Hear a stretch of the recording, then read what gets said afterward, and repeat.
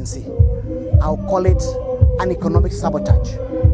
And it's a treasonable offense because whoever are perpetrating that fake fertilizer, they want to take us back to where our people can go and die of hunger.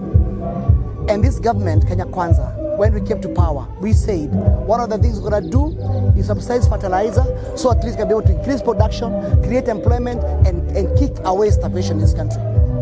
And as a result, you found that the issues about the demonstration on cost of food has disappeared because farmers have been able to produce enough food for everybody, and the cost of hunger has come down drastically. And therefore, I will urge the branches which are supposed to do investigation, they investigate NCPBA, then investigate KEL, then investigate KBS, then investigate even the Ministry of Agriculture to find out who is a culprit, who brought this fake fertilizer, who bought it. Was there any standard of testing this fertilizer, or they just bought it from anywhere? Did they take containers for chemical and other renowned factories and put substandard products and masqueraded it as fertilizer? And therefore, for us to be able to go to the bottom of the issue, we have enough investigative bodies, the CID, the EACC, and I will urge the government so at least we do not sabotage. The people who want to sabotage that government program are caught and that issue is brought to an end. The Thika-based chemicals company has been in existence for very many years. Yes. Are you surprised that they are being accused of issuing? Chemicals is a known company which has been here for very many years. And remember, chemical on one hand can produce good fertilizer.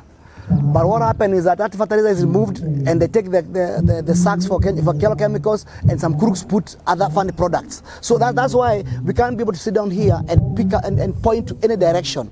And that's why we need a very thorough investigation, because to me, that's an economic sabotage for this country. And therefore, all the branches we're supposed to do investigation are supposed to do thorough investigation, so at least we know where there is that loophole, and that loophole can be sealed once and forever. So at least we safeguard our farmers, because if we don't do it, there will be a serious economic meltdown of this country, especially in agriculture.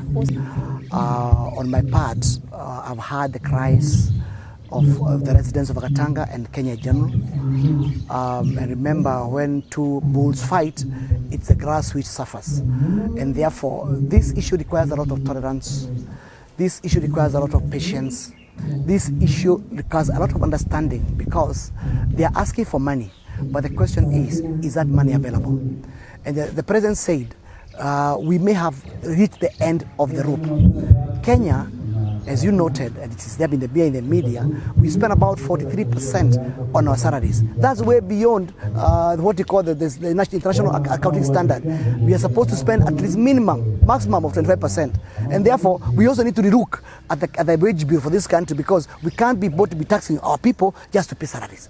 We need money to make sure to develop roads, infrastructure, build hospitals, and do other developmental issues which have value to our people, not necessarily paying salaries. So we need to be very careful. I know the pressure where it's coming from is because there is what you call the added taxation. But again, everybody is being taxed, and therefore they need to have what you call an incremental salary increment, not getting every cent right now, but have a well considered incremental program along the way, so at least again both sides can be able to be balanced. But again, at the same time, the problem with this kind of strike is that there's what you call the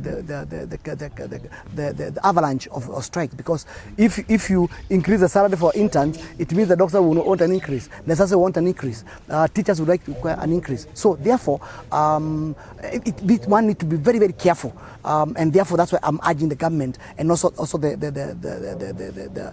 doctors association to go slow and relook at things all over. Let the spirit of patriotism take effect, and we know that we have a country to run, and we have a tomorrow to protect for our children. The right to sack the staff is a wrong approach.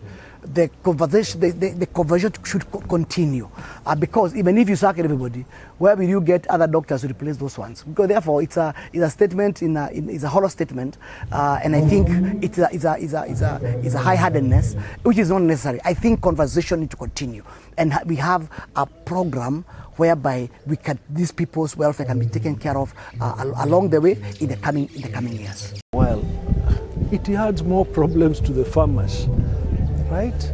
We all grew up in this area where coffee factories were giving genuine fertilizers. Now, if a farmer is being given fake fertilizer and then he's being taxed when that fertilizer he has to pay for and cannot help in his production, it's a disgrace.